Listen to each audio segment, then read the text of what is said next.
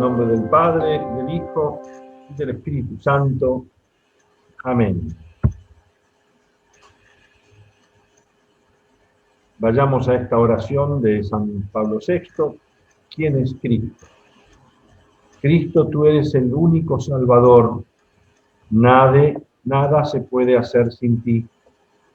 Donde tú no estás hay oscuridad. Tú eres la luz del mundo. Donde tú no estás está la confusión, el odio, el pecado.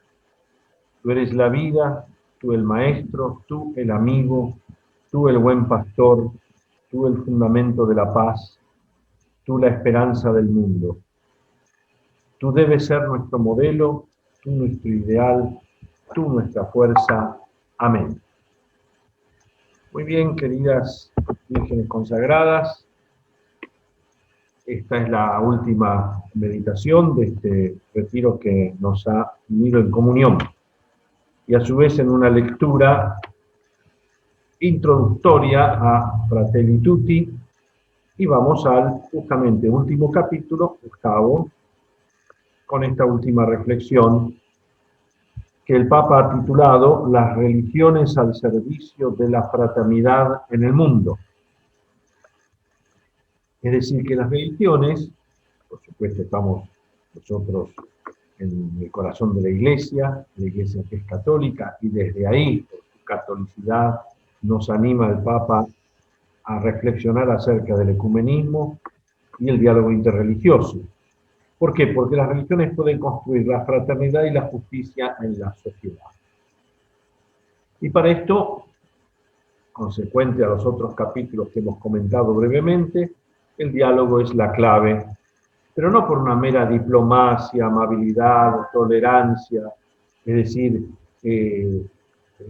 lo políticamente correcto, sino en la búsqueda de la amistad, la paz, la armonía, el compartir valores y experiencias morales en un mismo espíritu de verdad y amor, que es así como se revela el Espíritu Santo, como lo promete Jesús. Y el fundamento es Dios, que es Padre de todos. Si Dios es Padre de todos, somos todos hijos e hijas y no huérfanos.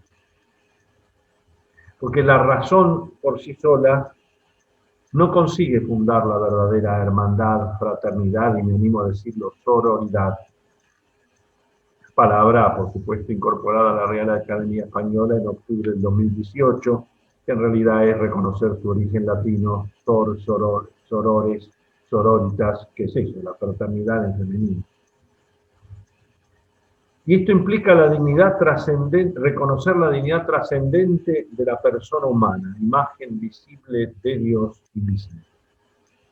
Y es a la vez una experiencia de fe y de sabiduría en el sentido más profundo y bíblico del tema. Buscar a Dios con corazón sincero y no dejar que esa búsqueda sea empañada por las ideologías. Porque si no, solo tendrían voz los poderosos o los científicos.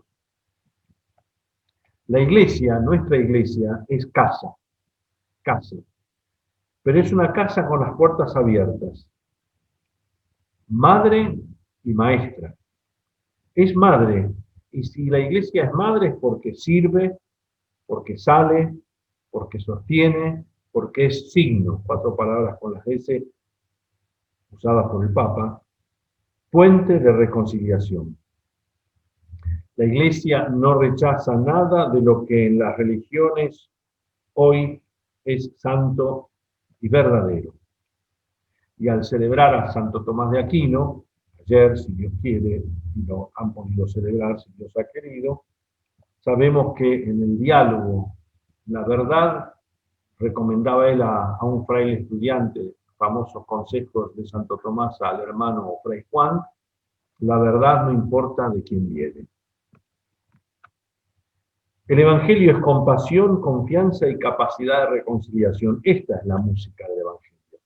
Y si decimos, como bien decimos, la Iglesia es católica por ser universal, también significa que todo lo que es humano tiene que ver con la Iglesia.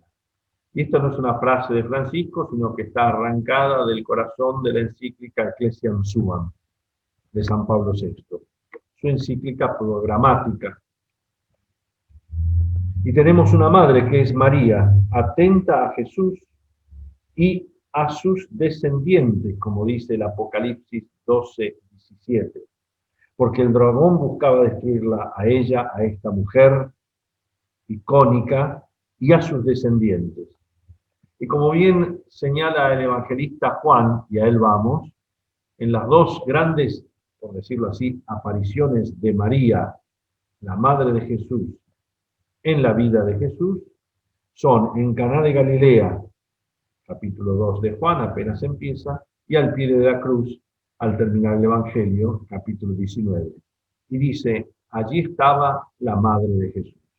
María está en el primer signo y en el signo final del amor de Cristo.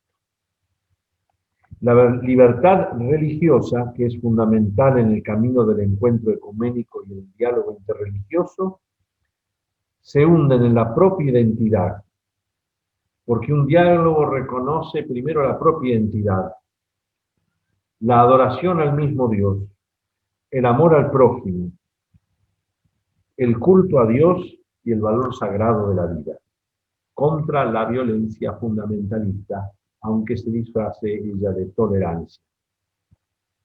En una palabra, estamos llamados, ustedes llamadas a ser mediadoras. Y si en este retiro nos han acompañado no solo los capítulos de la Fratelli Tutti, sino alguna palabra que defina el perfil, por decirlo así, de la Virgen consagrada, y recapitulo, hermana, servidora, penitente, profeta, víctima, apóstol, pescadora en el sentido de Pedro, también es amiga.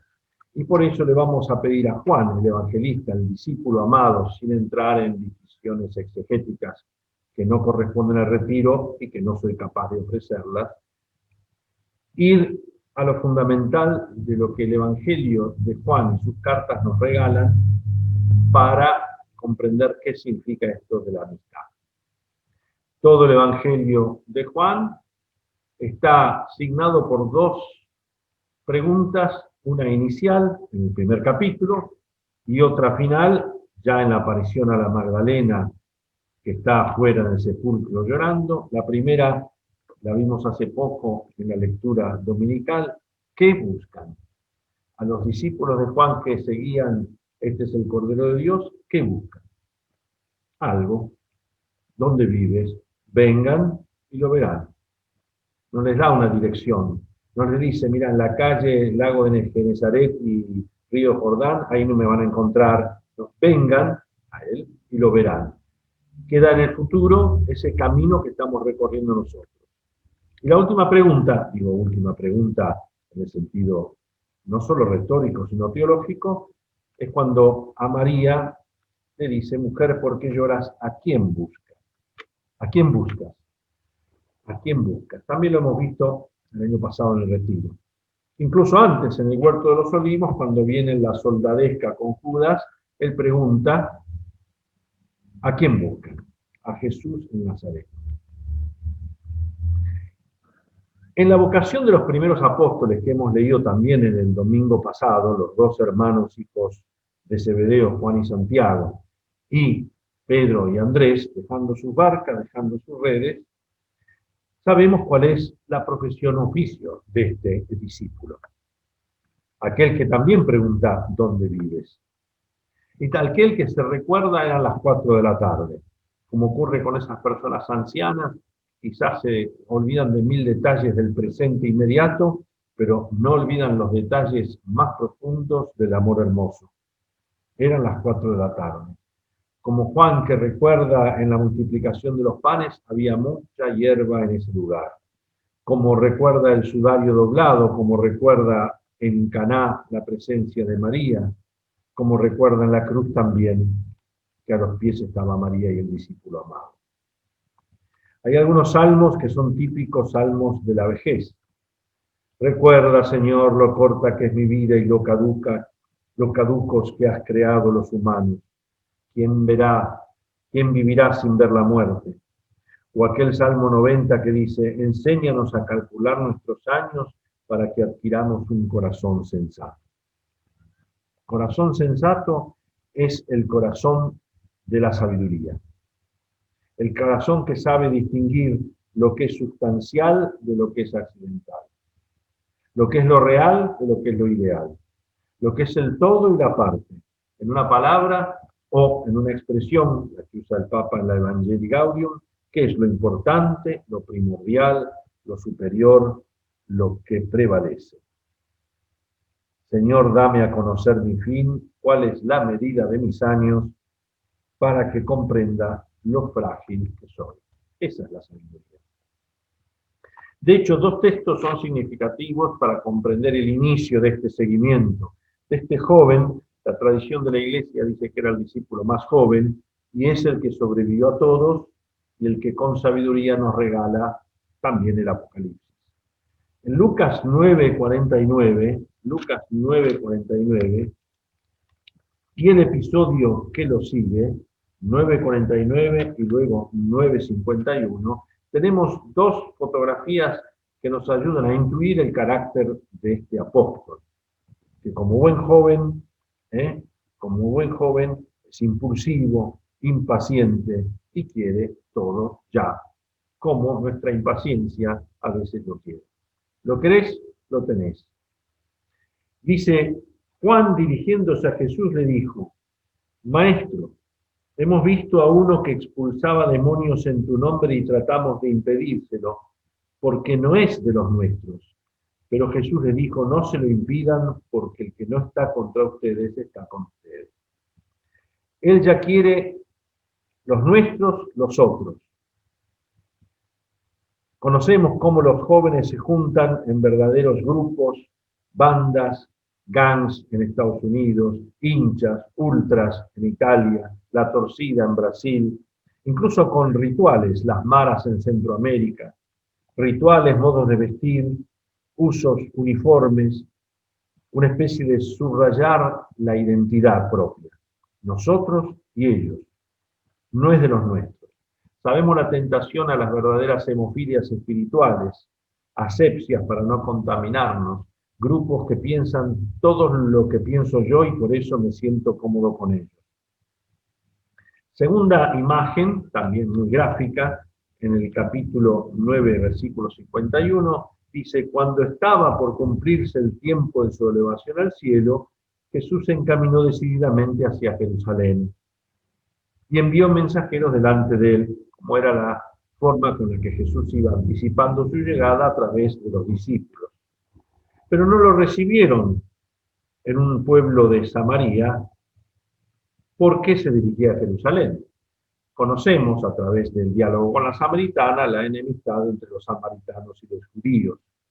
Los judíos llamaban heterodoxos, cismáticos, impuros a los samaritanos. No me entretengo en eso, pero sí en lo que sigue. Cuando sus discípulos Santiago y Juan, hermanos, bautizados Boanerges o hijos del trueno por su carácter, se enteraron o vieron esto, no los recibieron porque iban a Jerusalén, le dijeron, Señor, ¿quieres que mandemos caer fuego del cielo para consumirlos? Pero él se dio vuelta y los reprendió y se fueron a otro pueblo. La violencia hecha de revancha, resentimiento, represalia, rencor, está al alcance de la mano aún de quien se considera cristiano. Hemos vivido a lo largo de la historia de la Iglesia guerras religiosas, y no basta con decir, los culpables serán ellos, etc., sino que hoy en día tenemos más conciencia de la importancia del diálogo. Fuegos para consumirlos. Se consideraban, querían ser como los nuevos Elías. En nombre de la defensa, ellos quieren consumir a quienes no han querido recibir a Jesús y a los suyos. Pero no es el modo de Jesús, sino que el diálogo es el estilo de la misión de la Iglesia. En la charla anterior nos hemos referido a las características del diálogo en la Ecclesiam Suam para comprender todo este proceso, también de la fraternidad. Pero antes, En la Ecclesiam Suam, San Pablo VI señala el diálogo como un estilo de la misión de la Iglesia, por tres canales que van juntos. La vía espiritual o teológica, porque la Iglesia tiene una conciencia de sí y quiere alimentar esa conciencia de sí misma.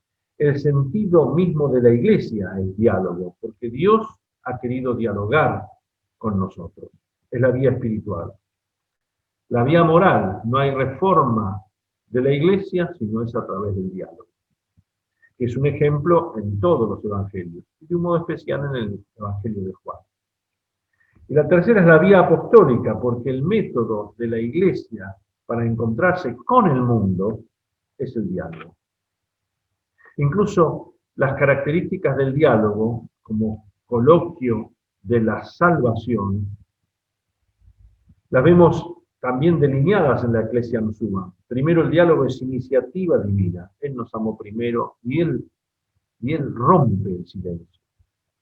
Es una intención misericordiosa. Tiene un carácter incondicional porque Él permanece para siempre.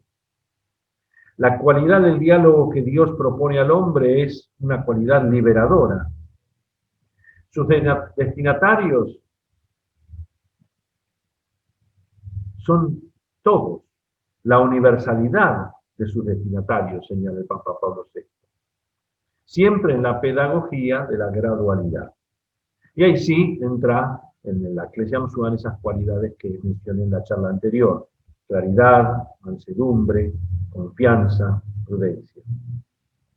Confianza en la palabra que ofrezco, en la capacidad de entenderla de la otra persona. El diálogo está basado en tres círculos: el inmenso, la humanidad y el mundo, los creyentes en Dios y los cristianos de otras confesiones, y también el diálogo intraeclesial, como círculos concéntricos, que se agrandan desde lo eclesial a toda la humanidad, o que vamos a las periferias de la humanidad hasta comprender con mayor profundidad la naturaleza dialogante de la Iglesia. Entonces ahí entre el qué buscan o qué quieren y el a quién buscan, Jesús va dándose a conocer. ¿Cómo? A través de los signos. En el Evangelio de Juan, con el que él mismo transparenta su propia búsqueda de el qué al quién, nos regala algunos signos. Y siempre estos signos acaban en una confesión de Jesús mismo, de quién es, o precede al signo un yo soy. Jesús en el capítulo 7, por ejemplo, dice: yo soy la luz del mundo, y luego viene la curación del ciego de nacimiento. O Jesús multiplica los panes, capítulo 6, y luego dice: yo soy el pan vivo bajado del cielo. O Jesús le revela a Marta: yo soy la resurrección y la vida, y luego viene la resurrección. Y si son signos, significan que no son meras pruebitas de amor, sino una revelación externa de algo mucho más profundo. Porque si Jesús dice: yo soy el pan vivo bajado del cielo, no es porque Él pretenda ser multiplicador de panes, sino que Él es el pan vivo bajado del cielo, aunque no hubiese multiplicado los panes. Si Jesús se revela como la luz del mundo, no es la luz del mundo porque curó el ciego de nacimiento, sino que curó el ciego de nacimiento porque Él es la luz del mundo. Y aunque ningún ciego hubiera sido curado en el Evangelio, Él es la luz del mundo. El signo milagro es para que lo comprendamos. Si no vamos a su significado, el milagro queda en: dame otra pruebita de amor, dame otra pruebita de amor. Y cuando dice a Marta: yo soy la resurrección y la vida, es porque Él es la resurrección y la vida, no porque ha resucitado a Lázaro, sino al revés. No es un multiplicador de panes, dador de vista ciego, ni resucitador serial. Él es el pan vivo, Él es la luz del mundo, la resurrección y la vida. La memoria significa encontrar en el presente la densidad que el pasado le aporta. Y el futuro es el norte de ese presente agarrado de la esperanza. Y si vimos en la charla de Tomás Apóstol, el significado de la vocación apostólica, para que estuvieran con él, para enviarlos a predicar. Jesús los eligió después de una noche de oración. En Juan comprendemos en la última cena qué es lo que nos une al Señor, que es la amistad. Y la amistad es el amor benevolente, no solo deleitable o útil, sino el que quiere bien y el que quiere bien al otro. El que quiere bien para el otro, quiere el bien del otro antes que el propio. Jesús dice, no hay amor más grande que dar la vida por los amigos. No dice, a ver, mostrame que sos mi amigo, da la vida por mí. Sino que primero no hay amor más grande que dar la vida por el otro. Y hagan ustedes lo mismo. Luego, la amistad exige cierta semejanza o reciprocidad en el conocimiento y el amor. Por eso es amor mutuo, que estamos llevados a extender a los demás. Y también la amistad exige comunicación. Yo no los llamo siervos porque el siervo no sabe las motivaciones por las cuales el patrón le ordena hacer algo. Pero el amigo sí. ¿Y qué es lo que les he dado a conocer? Toda mi intimidad con el Padre. La amistad no es un palenque donde rascarse, sino el bien del otro antes que el propio. No es una pruebita de amor, sino la entrega al amigo. No es posesividad, sino amor oblativo. Ahí en la en la Gaudete de Exultate, a la que hicimos referencia en otra meditación, nos habla el Papa de esas enfermedades de nuestra vocación a la santidad. Bueno, si hay vocación a la santidad, no hay enfermedad, pero a veces se mete el gnosticismo, el pensar que con mi esfuerzo intelectual basta, el pelagianismo, que con mi fuerza de voluntad basta, lo querés, lo tenés, como si todo fuera autorreferencial. Todo lo puedo, dice San Pablo, en Él que me conforta. Para mí la vida es Cristo. Todo lo puedo en Él que me conforta. Ya no soy yo, sino Cristo que vive en mí. Nos detenemos un momento en otra página que es la cruz. La cruz. La cruz de Jesús. Junto a la cruz estaba su madre. De nuevo la palabra estaba, como en Caná de Galilea. Estaba su madre. Y junto a ella el discípulo que la amaba. Fíjense que al inicio, cuando esos dos discípulos de Juan el Bautista van detrás de Jesús, uno tiene nombre, es Andrés, el otro no tiene nombre. Para que cada uno se ubique en ese discípulo que es amado y llamado. De hecho, los que conocen la teología joánica hablan del discípulo amado, no necesariamente es Juan, sino el discípulo ideal, el ideal del discípulo. Pero la tradición, cuando celebramos, sobre todo en la liturgia, lex orandi, lex credendi, la ley de la oración es la ley de la fe, reconocemos, y los textos litúrgicos, a Juan. Pero lo importante es que todo el Evangelio está dirigido a ti, a vos, a ustedes, a mí. Y ahí está la cruz. La cruz. Y nadie imagina, a veces nosotros imaginamos y decimos que mi cruz es tal persona. Es una tentación muy fuerte y muchas veces en la confesión, sin violar secreto de confesión, alguna persona, mi cruz es tal persona. Mi suegra, mi nuera, mi padre, mi hermano, mi hijo, el enfermo, tal compañero de mi comunidad, el compañero de mi trabajo, es mi cruz. Y uno se mete en esa dinámica y lo acepta, pero en el fondo no sería blasfemar identificar a una persona con la cruz. Porque cargar su cruz no significa otra cosa que cargar con las propias cuitas. Pero es verdad que desde la cruz del Señor, Él me ha entregado a tu hijo, he aquí a tu hijo, he aquí a tu madre. Eso es otra cosa. Es una teología de la cruz distinta. Desde la cruz me es entregada esta hermana, este hermano, esta comunidad, esta tarea. Incluso desde la cruz puedo entender esas 3 veces donde Jesús habla de la cruz en el Evangelio. En el capítulo 3 de Juan, hablando con Nicodemo, dice, de la misma manera que Moisés levantó en alto la serpiente en el desierto, es necesario que el Hijo del Hombre sea levantado en alto para que todos los que creen en Él tengan vida eterna. La cruz es para que los que creemos tengamos vida eterna. Y no alguien para que todo el mundo me mire a mí que yo lo cargo. La cruz es eso, para que tengan vida eterna. En la discusión y polémica con los fariseos y los doctores de la ley en Juan 8, dice, cuando ustedes hayan levantado en alto al Hijo del Hombre, entonces sabrán que yo soy. ¿Para qué la cruz? Para que sepamos que Él es. Y finalmente en el capítulo 12, versículo 32, cuando ya está en las puertas de la pasión, dice, ahora ha llegado el juicio de este mundo. Ahora el príncipe de este mundo será arrojado afuera. Cuando yo sea levantado en alto sobre la tierra, la cruz, atraeré a todos hacia mí. Entonces, si uno se preguntara de una manera muy rudimentaria, ¿para qué la cruz en Juan? Para que tengamos vida eterna, para que sepamos que Él es y para que todos nos sintamos atraídos hacia Él.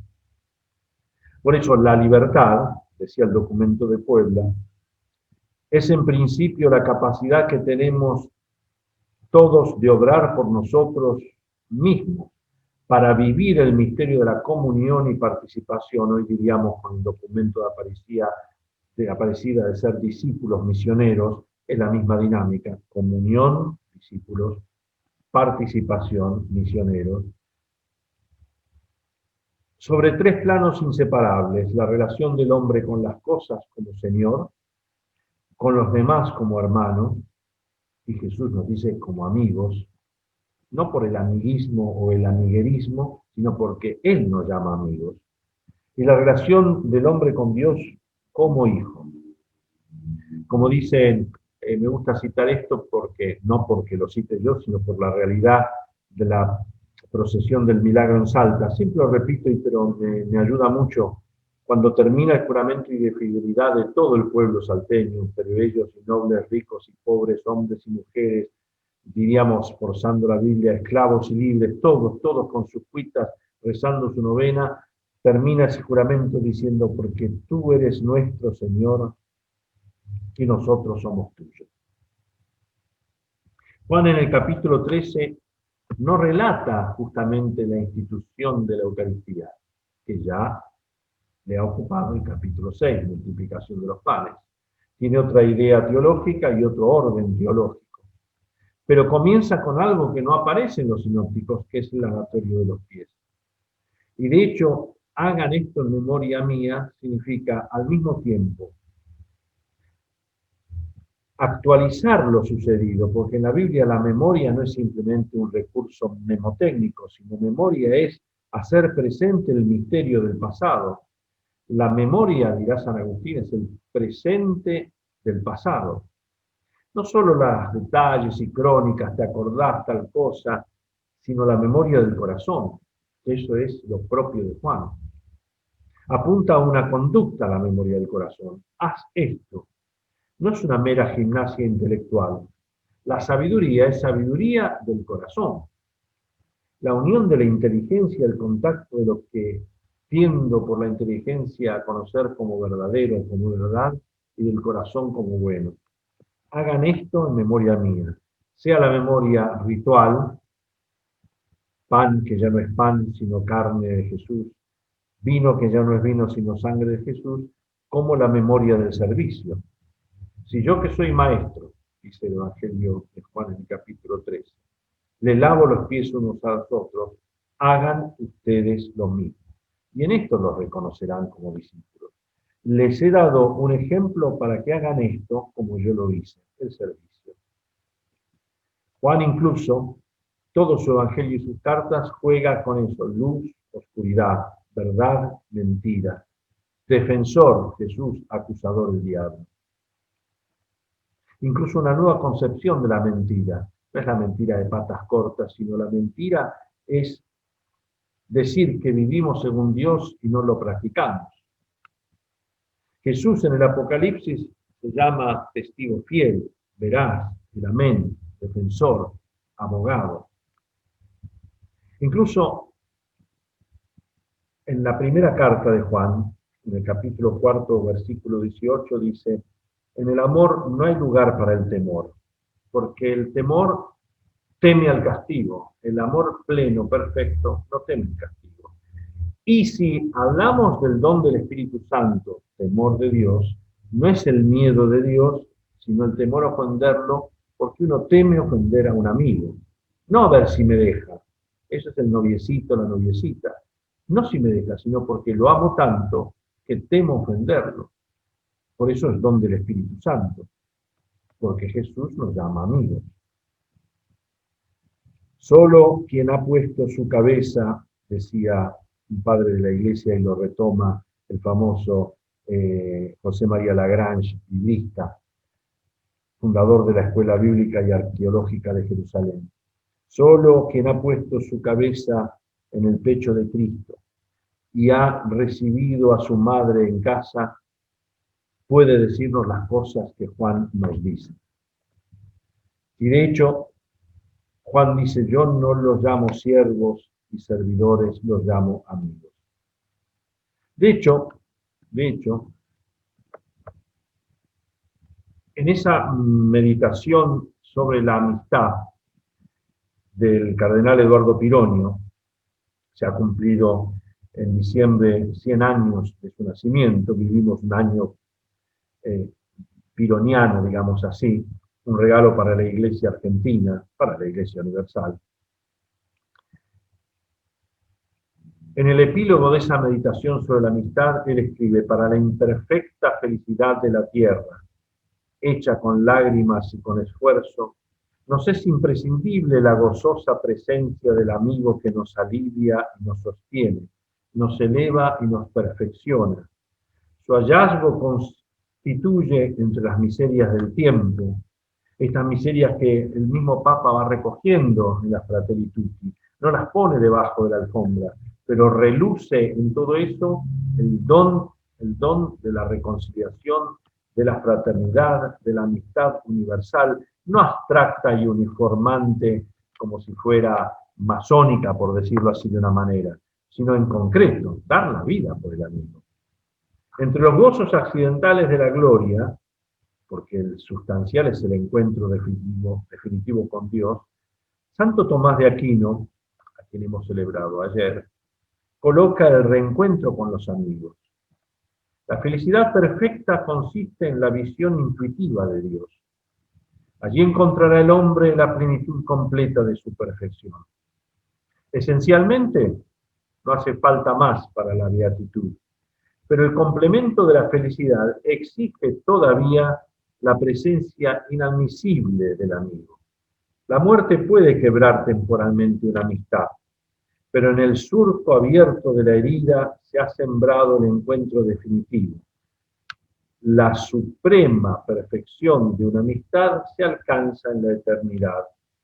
Allí se logrará la máxima semejanza y la más indestructible convivencia.